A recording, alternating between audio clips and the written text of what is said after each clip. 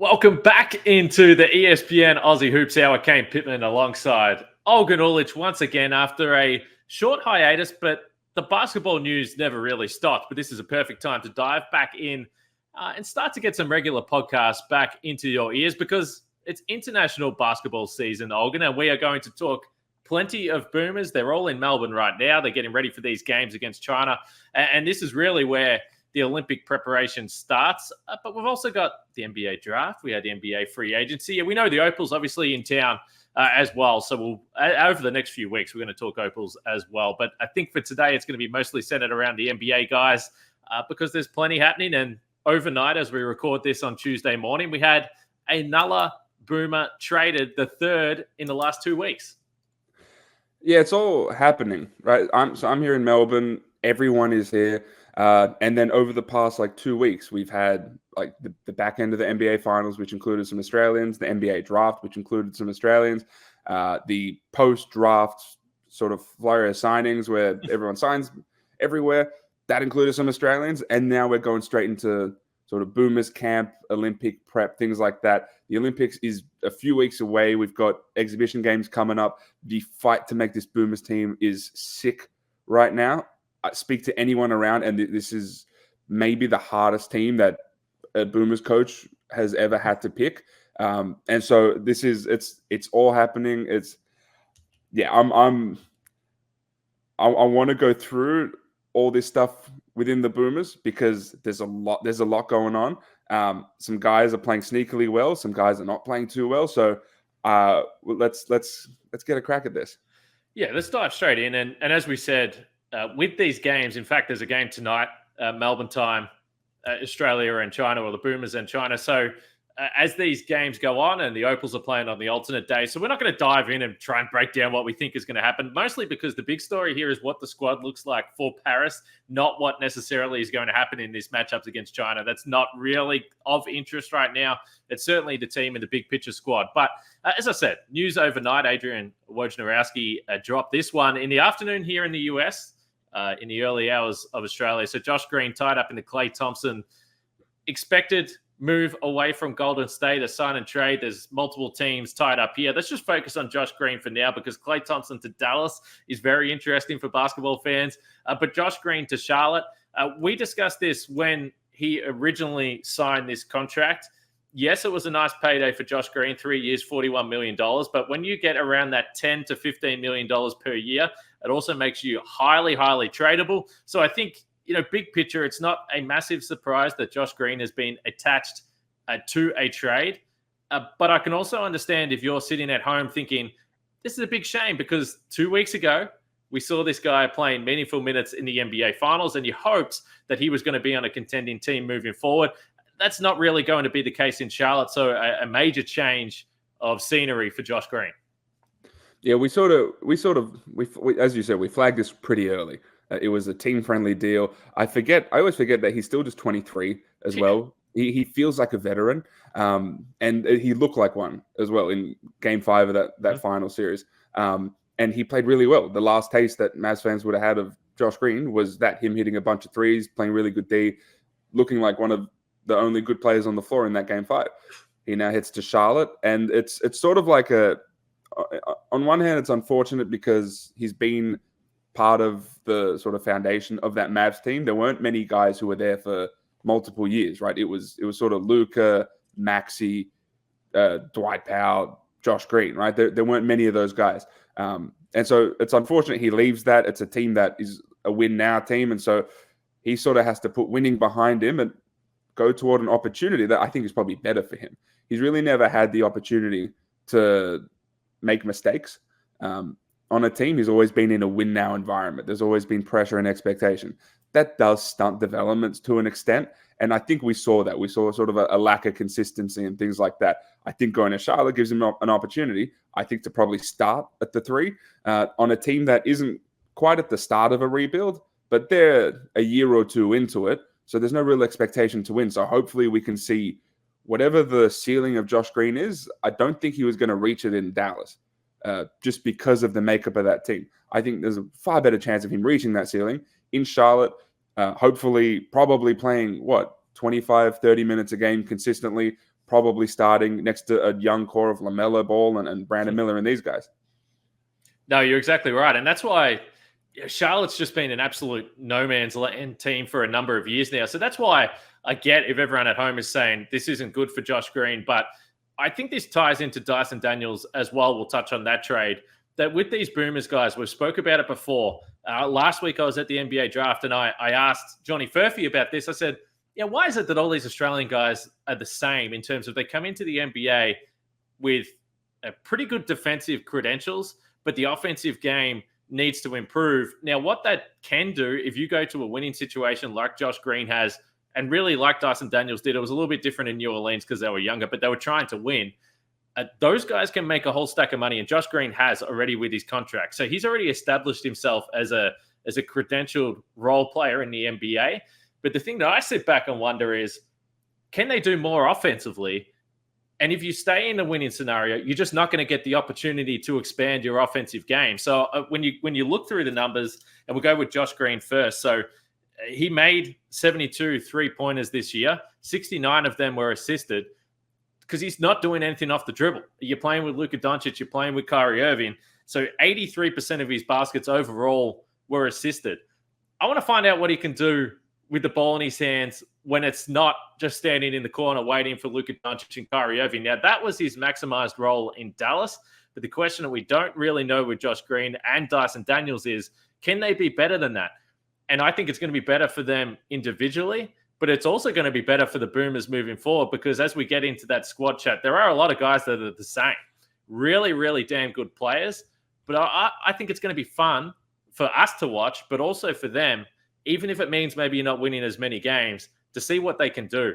And maybe their ceiling is a guy that makes a bunch of money as a role player for over a decade in the NBA. And if that's the case, that's cool. But let's find out while they're in their early 20s and not get to 27, 28 years old and always sit back and go, gee, I wonder if those guys could have done more. So that's what intrigues me. Yeah, coming out of college and out of high school, I watched Josh Green at IMG Academy in high school. He was like a go-to guy. He was, the first or second option. And a lot of these guys are, right? Every role player that gets to the NBA is a first or second option. Really damn good basketball player. Totally. But then he got to college, he went to Arizona, and he was still the number 1 or 2 option on that team. And you would see him come off on balls or attack the paint and have an in-between game. And unfortunately, just on the Mavericks, you just don't need to do that. When you're playing next to Luka Doncic, you just have to stand in corners, hit spot-up threes, and be a good cutter and then guard really well. That's really all you need to do. When you compare the start of like Josh Green's career to the start of Josh Giddey's career, it's night and day, right? Because Josh Giddey went into a situation where there was no expectation to win in Oklahoma City, had the ball in his hand, so had the opportunity to grow, make a ton of plays, make a ton of mistakes, and then ultimately you have a better idea of what his ceiling could be. It was similar to, I think, Dante Exum in Utah, where he came in and there was an expectation to win pretty early, and so you're not really given much of a leash. And when you're not given a leash, then all of a sudden you have a bunch. You can have 10 good games in a row where you're scoring 10 plus points, hitting a bunch of threes, guarding really well. You have 2 bad games, and then you bench for a few games, right? That's just the nature of being on a contending team. And so the same thing will go for Dyson Daniels, who, again, the Pelicans haven't been contending, but they've been trying to win. Yeah. And so if Dyson Daniels hasn't been playing well, he's just been benched. That's just the reality of it. Now he goes to a team that is presumably about to start a rebuild of some sort or a retooling of some capacity. And hopefully we'll get a better opportunity to see what his ceiling is. And yeah, I think the role that Josh Green is about to play on the Boomers, where he is the second or third option, or at least the second or third initiator of that team, I think that's more of the role he'll play in Charlotte. So like I think we're going to see with Giddey at these Olympics, the sort of the role that I think he excels in as the pass first point guard, the primary initiator. I think we'll see that in Chicago. I think what we're going to see from Josh Green in this Boomers campaign is sort of a tease of what we're going to see of Josh Green in Charlotte. And I'm excited because I don't know what his ceiling is. We've seen little indicators of, yeah, he can shoot it in stretches, and he's a really good athlete and he can guard so well. But what the ceiling is, I have no idea. But this is going to be a really good like appetizer to Charlotte, and we'll get an idea of how high that upside is. Yeah, I agree. And I said this when we discussed Josh Giddey to Chicago in on one of our programs, Nothing But Net, on ESPN the other week. I said, I know that people are going to say, well, you're just biased because you're Australian and you're saying that the upside is there. But your point about Josh Green, I think, is spot on. That definitely Giddey. But Josh Green will be, to a little bit of a lesser extent, but the same. The role is going to be expanded. So my prediction on that show was, at the end of the Olympics, you're going to see a few people write articles like, wait a second, did the Bulls actually get a steal here with a guy? Because they'll be reminded what it actually looks like when Josh Giddey's not just standing in the corner. Now, the Boomers have to win games, and if they go on an extended run, that's going to help that, because probably Josh Giddey's going to be the star there. But Josh Green could be similar where, Charlotte fans probably, I don't know how much they've watched of Dallas. I don't know how much they've watched of Josh Green, but they might get a little bit of a surprise. He was around 8.3 points per game last year on that team, where I assume they're going to give him a chance and an opportunity to do different things. It wouldn't surprise me if he bumped up to 13 to 15 points per game next year. That wouldn't surprise me at all. The volume is going to go up with his scoring opportunities, I would say that. The other thing for Charlotte, new head coach, Charles Lee comes in there. He's a guy that's highly credentialed under Mike Budenholzer for a number of years, then with the Boston Celtics for a number of years. So it is really a new day in Charlotte in terms of how the franchise looks in a different direction. And I think that they're going to be more exciting than they were in the past. And of course, hopefully LaMelo Ball actually plays a little bit more basketball as well. But overall, for all three of these Boomers that have been traded, I think it's going to be a different scenario for New Orleans. I love that New Orleans team, and I'm still going to love watching them next year. But when you had all the guards and wings that they had with Trey Murphy and Herb Jones, and Brandon Ingram was there at the time, and CJ McCollum was playing, then you get to the postseason and Alvarado's getting those minutes as well. There just wasn't room for Dyson, and he got a DNP in the playing game last season. This year, his minutes went down to about 3 or 4 minutes per game in the postseason. So I think for him, it was time, and probably better for him, to go somewhere else, because he's already proven that he is legitimately an elite defender in the league. We don't really know what he can do on the other side of the floor, but that's why he was getting squeezed off the court. Yeah, and I think that's important just generally for Australian fans to understand, which is this wasn't these teams not wanting these players. No. This is these players having value. The Giddey one was a unique one because it was a conversation on both sides, and ultimately it seemed like a fit that's best for everybody. Yeah. But when it came to Dyson Daniels, Josh Green, these are just promising players on friendly contracts, and so they were prime bait to be traded. Yeah. That just is what it is. I'm excited to see what Dyson Daniels looks like somewhere else. I know that Charlotte has wanted Josh Green for a good amount of time. I know they tried to trade for him at the deadline last season. So they're a team that has wanted him. Obviously, Charles Lee is new, but presumably trading for him now, presumably he wants him too. And so they gave up 2 seconds for him. The hope is that they've traded for him to utilize him. And again, he's just 23. So he is ostensibly 4 or 5 years away from his prime. And he's already been practically all the way in a season. He's just got to a game 5 of an NBA Finals where he was a consistent rotation player. At 23, that means something. So we can see him play next to LaMelo Ball, similar to how he played next to Luka Doncic. LaMelo Ball is not Luka Doncic, but you can see the similarities. And then hopefully we see the expanded part of his game. So I'm very excited. All right, let's move on to the Boomers now. And obviously Josh Giddey's a part of that. Probably no need at this point. We discussed it. I kind of said, I don't know if we need to break down that trade. We think that there's going to be a bigger opportunity, but that one obviously was a little while ago now. So we'll move on to the Boomers. They're playing tonight as we record this on Tuesday. If you're listening to it after, you would have got your first glimpse at the team. 7:30 p.m. tip-off.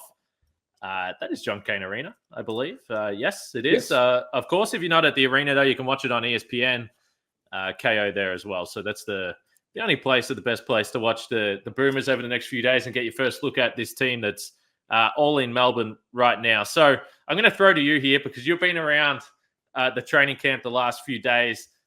You throw the topics out. We'll go back and forth. So where do you want to start with this Boomers squad that currently stands at 17? And we understand will just reduce a little bit over the next week here. All right. First thing I'm going to throw out there. These games versus China. Yes. Don't Please go watch them. Of course, it's a really good opportunity to see. Lucky you said that, Olgun. Good advice to start. That's very strong. No rust with this podcast.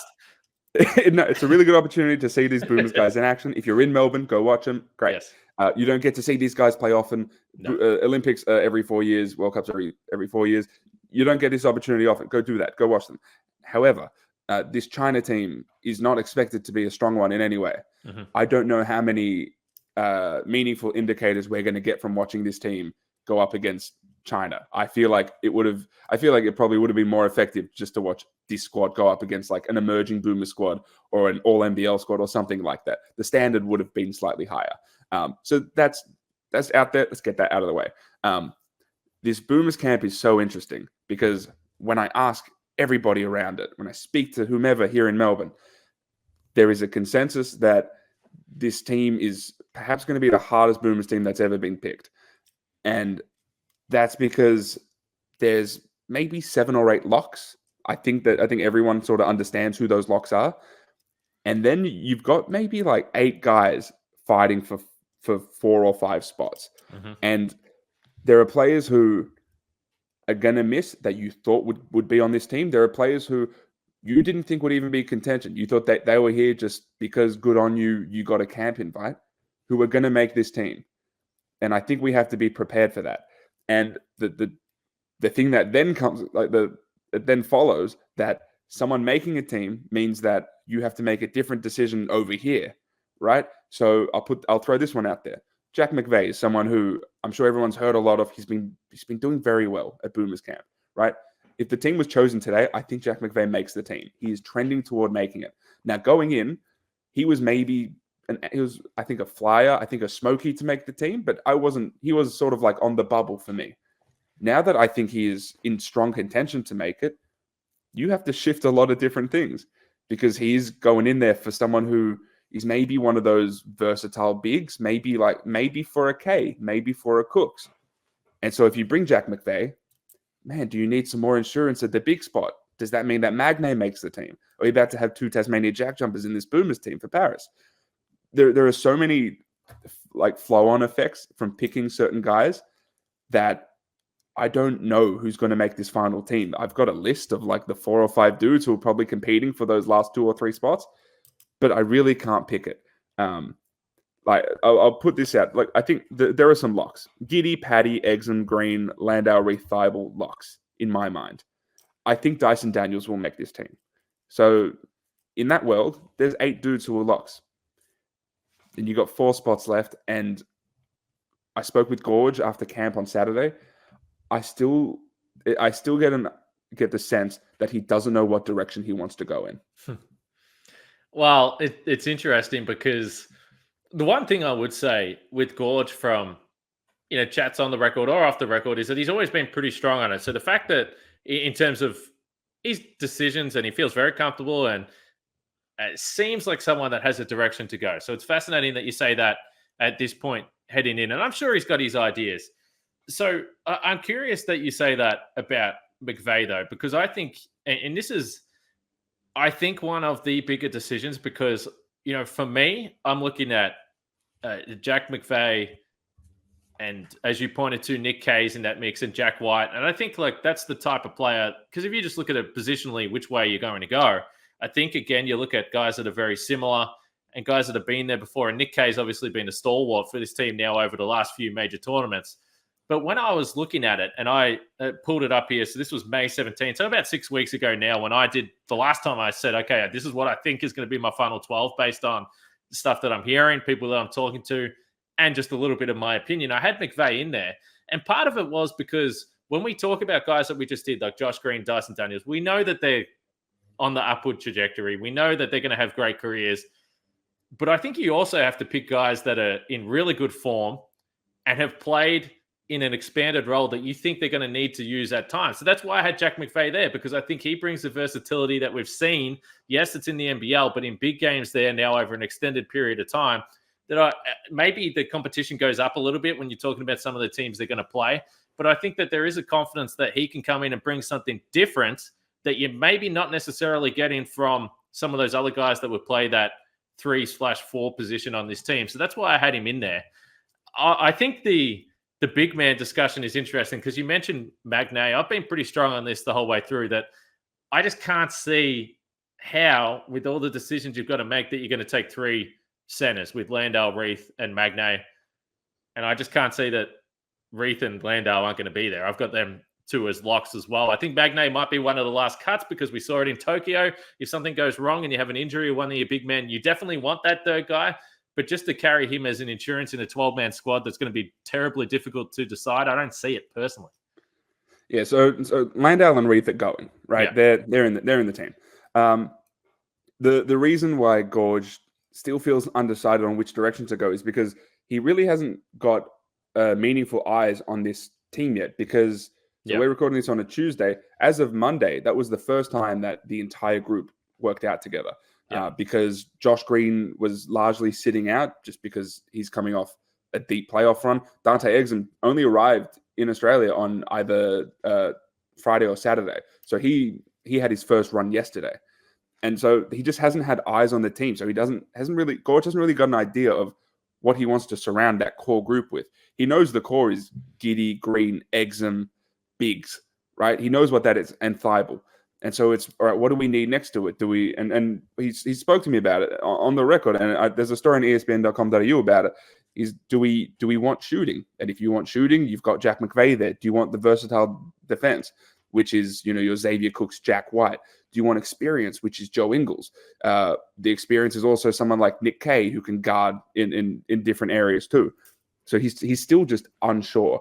The potential of that third big, I think, is higher than you think. Purely because of the potential of someone getting injured, and the fact that you're going to have to go up against some of these teams with elite bigs, and what happens if someone gets in foul trouble and you need to throw a legitimate big body out there. Now, the other thing that could work against Magnay is that he's also injury prone. And so do you bring someone who is historically injury prone in a campaign that's going to last for potentially 20, 30 days? Is that a risk that you're taking? So these are all things that the coaching staff is considering. But as of right now, it feels like there's no mind being paid to legacy, or whether you feel like you deserve to be on this team, or whether none of that matters. There is no, Joe Ingles is not a lock on this team. Joe Ingles is fighting for his spot on this team in the same way that Xavier Cooks is, in the same way that McVeigh and Jack White and Nick Kay and all these guys are. Those locks are locks because I think their resume is dictated and they fit a style of play that Goorj wants. Everyone else is fighting to make it. And in my mind, there are 4 spots, and 1, 2, 3, 4, 5, 6, 7. There are 8 guys who I think are legitimately fighting for it. And don't count out Matthew Dellavedova either. There is enough smoke around here that Matthew Dellavedova is someone who Goorj may see as someone who can actually be on this team and actually make an impact for this team. Okay, so let's cut to the let's cut through the, because I think we all cuts. Do you want to make some cuts right now? Well, I want to get your opinion on how many changes you think there's going to be, because we all understand, and I've said this even when I put out that squad the other week, and people throw in their different teams on social media and they'll respond and they'll make the case for a guy. And I've said this before, almost every single time I'm just like, yeah, fair enough. This is why I have gone in this direction. But I think the case you're making is, makes some sense to me. So here's my other thing. And again, it's been, a few weeks now since I spoke to Goorj, and obviously I'm not around it like you are. But one thing that I've carried through the last 6 months post-World Cup is that I didn't think, based on what I've heard from players, the coach, was that the word continuity comes up every third sentence, and lessons from the World Cup and keeping this squad together. And they didn't have a lot of time before that World Cup with a new squad. So I also think that there is, and this might be wrong, might end up being wrong, but I think that there is a number of changes that might be the max that they actually want to make, because they do want to carry a bunch of the guys that they had through at the World Cup. So in the end, when I picked my squad, I had 2 changes. I had Landale in, which is the automatic one, and that wouldn't have been a change anyway. And then the other guy I had coming in was Jack McVeigh, and then so I had Nick Kay and Jack White missing out. That was the 2 changes I had from the World Cup squad. Do you think there's a number that would make them feel uncomfortable And what do you think is realistic? Because I just can't see them making 3, 4, 5 changes from that World Cup squad based on everything we've heard and seen over the last 6 months. That seems to go against everything what we're told they believe.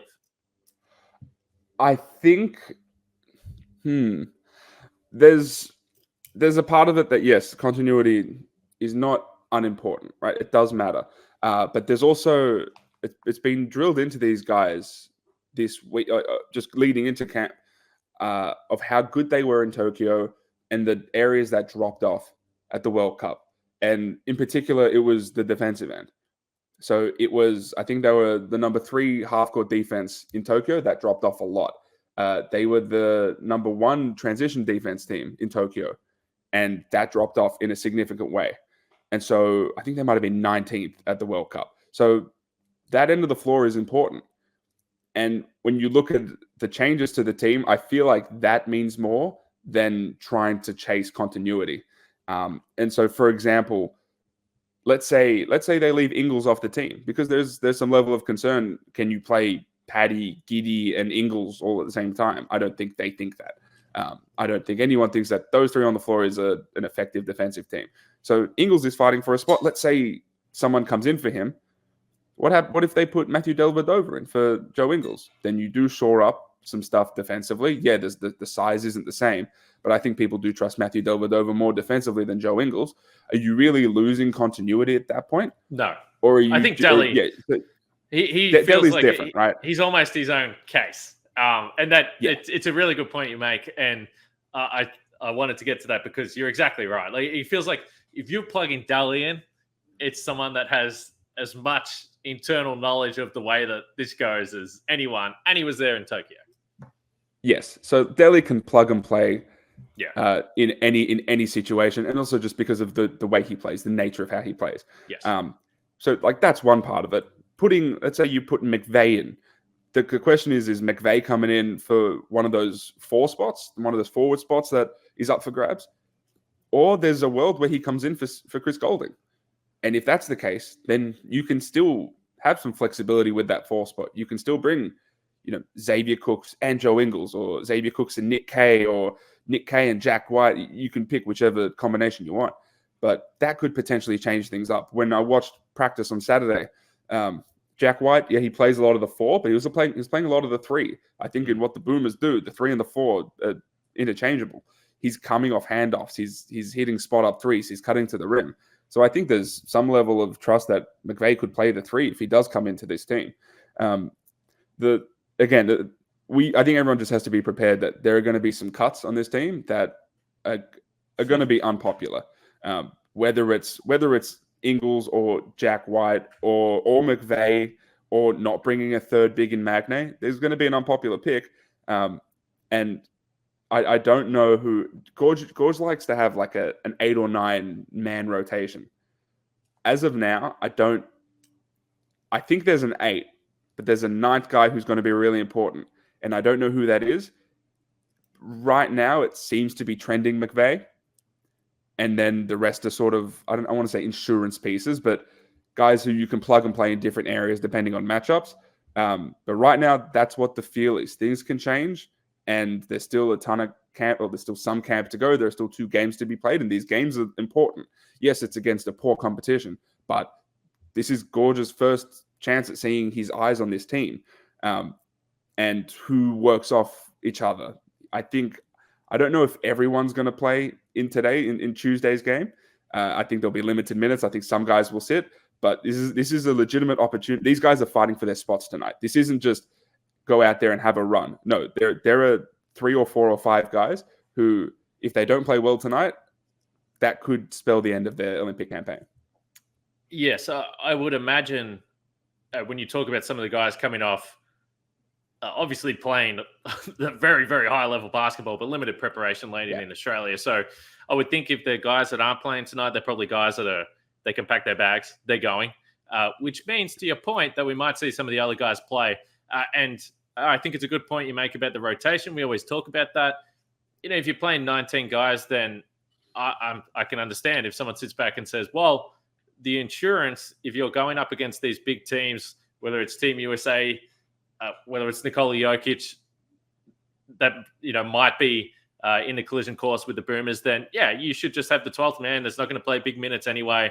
We've seen it in previous years. In Tokyo, it was Nathan Sobey that didn't play much. At the World Cup, it was Dyson Daniels that didn't play much. So why wouldn't you just take Will Magnay and have him insurance? So I think that's definitely the case for the third big man.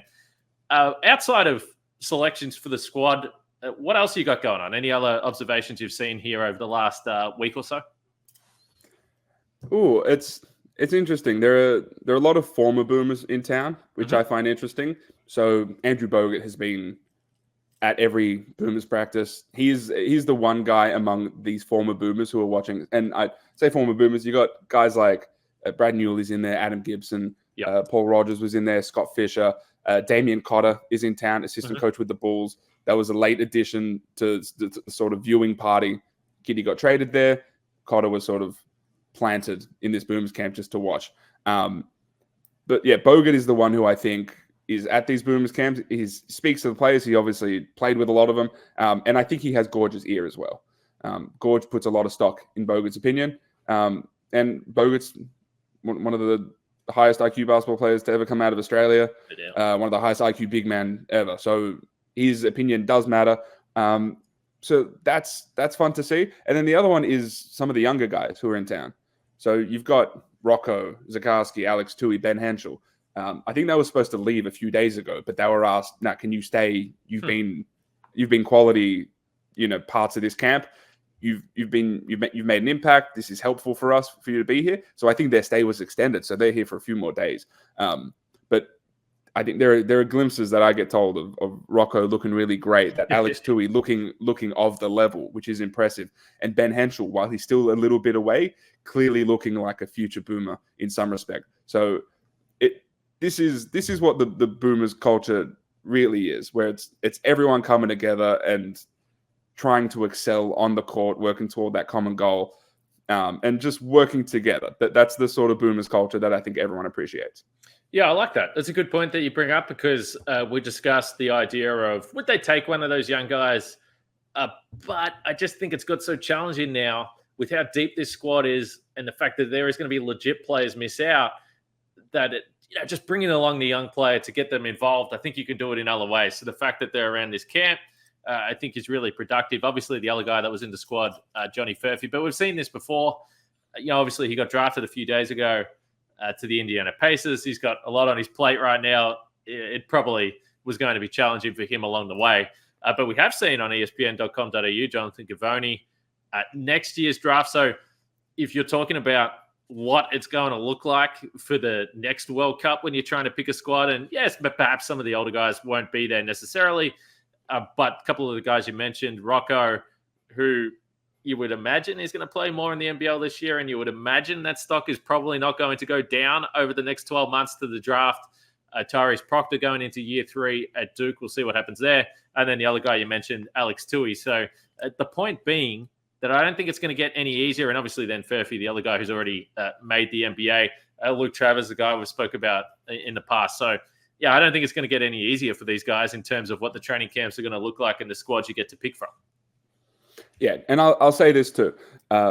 When the squad was cut from 22 to 17, the few names, there were a lot of names that went off that list, but the notable ones were Rocco and Johnny Furphy. Yeah. That was an indicator that this is a team that is going to compete. The fluff is cool.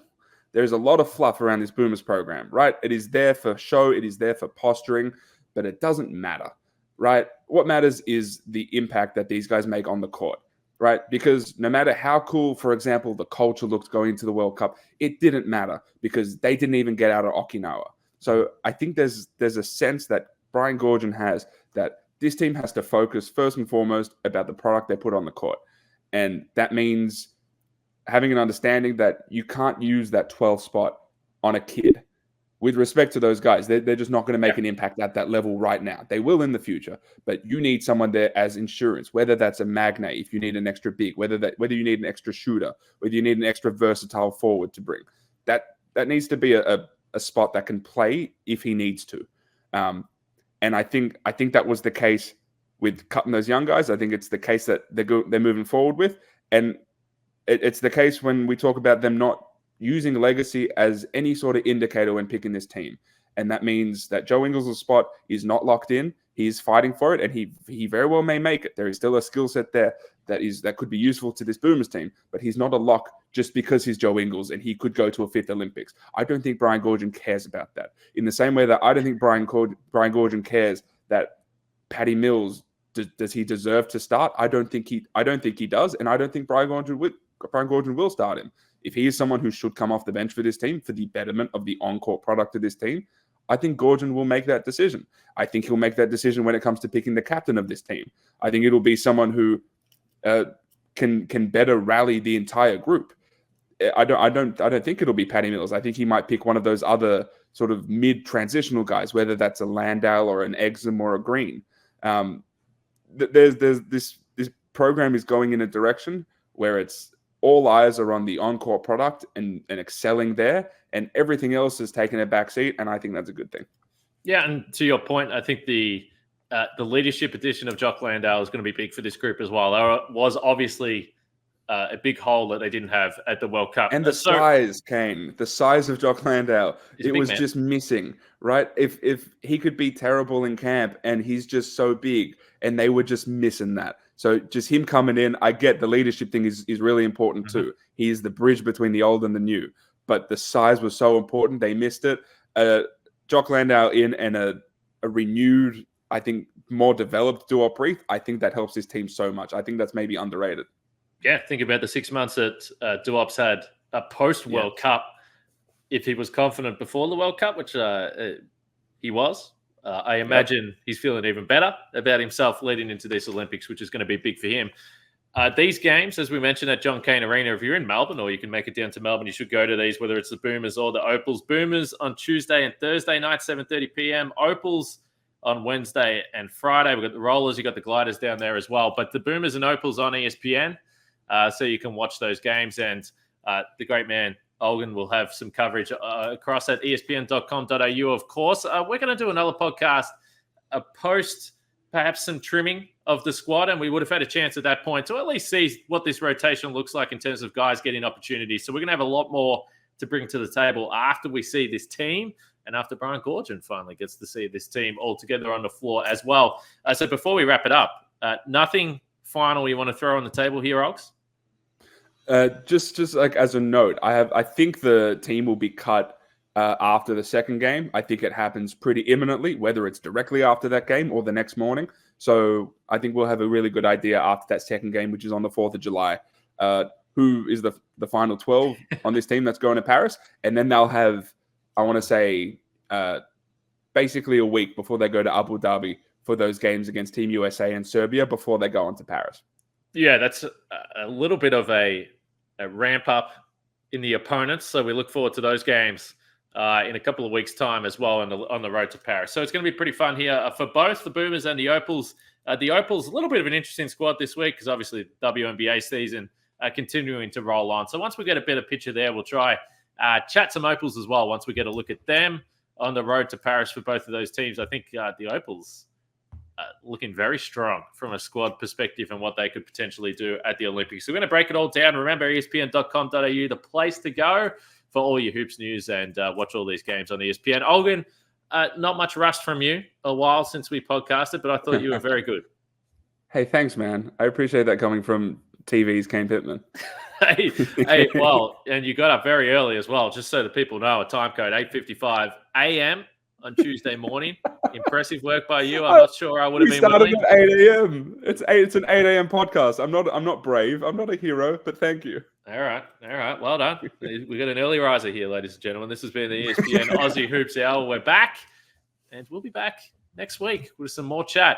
This is international basketball season. We've had fun. We'll chat to you guys next time.